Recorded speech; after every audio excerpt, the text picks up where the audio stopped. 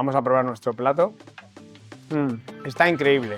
Hoy vamos a cocinar el pisto de Valencia, pero aquí en el barrio del Cabanyals tiene su nombre propio, se llama titaína. Es un guiso de barrio y mezcla sabores de la tierra y del mar.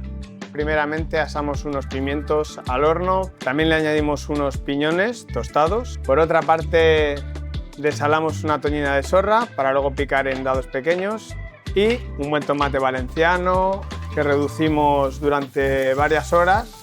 Y luego añadiríamos el pimiento, los piñones y la toñina de sorra hasta que se concentren bien todos los sabores. Aquí tenemos uno de nuestros platos, que es una coca de aceite, a la cual le añadimos un poquito de titaína, una sardina ahumada. Finalmente colocamos el cremoso de albahaca y le damos un poquito de brillo. Lo que comes en Valencia, crece en Valencia.